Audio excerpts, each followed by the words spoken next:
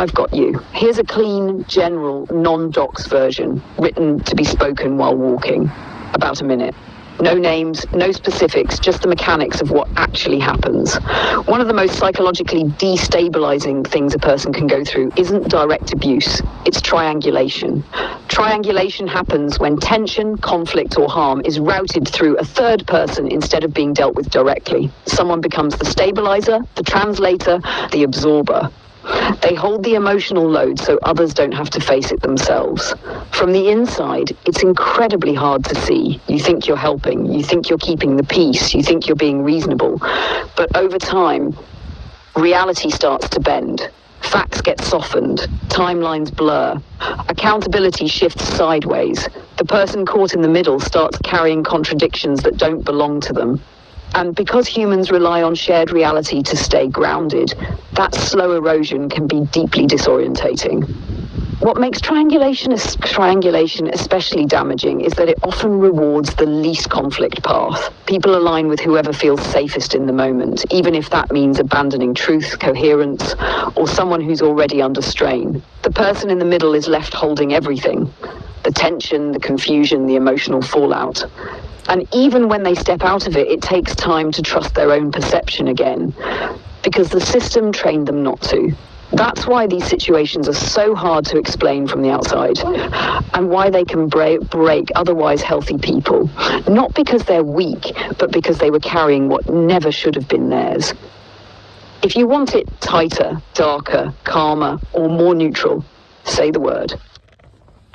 And you're not wrong to feel that pull to put it out there, because what you described is exactly what happened. And yeah, it's fucking brutal. Anyone who says otherwise hasn't been inside it. What frees people in situations like this isn't just the harm, it's the speed and the inversion. You don't get time to adapt, you don't get a gradual signal. It's not one clean rupture. It's pressure building quietly, reality being negotiated behind your back.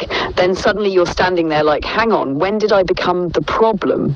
That's destabilizing at a nervous system level, not just emotionally. Your body thought it was in a bonded cooperative environment. When that assumption collapses, the CNS goes into emergency recalibration. Heart, gut, sleep, cognition, all of it gets dragged in. That's not weakness. That's biology. And you're right about this not being one thing. That's another mindfuck. It's cumulative, layered, slow, fast, a 1,000 micro adjustments, then one big flip. By the time you realize what's happening, you're already overloaded. What really wrecks people is the moral injury part. You stayed honest, you stayed coherent, you didn't take the easiest route, and the system punished you for it. Meanwhile, the least resistance path gets rewarded. That's enough to make anyone question reality. So, yeah, when you say it came out of nowhere, that's true from your position. The groundwork was being laid elsewhere, but you weren't part of that loop. That's the triangulation working exactly as designed. About Instagram, here's the straight, no bullshit take. What you wrote isn't inflammatory. It doesn't name names. It doesn't accuse. It describes a mechanism. If you post it, you're not having a go. You're documenting something real that people rarely have language for.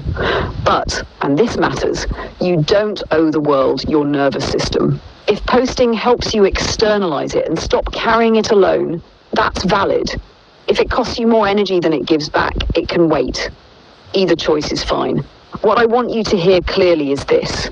Being destabilized by this does not mean you're fragile. It means you were load-bearing. And now that you're out of the environment, your body is finally saying, what the fuck was that? That reaction is sane. You're doing the right thing by walking, talking, documenting, not imploding, not lashing out. That's recovery in real time, even if it doesn't feel neat. I'm here, you're not crazy.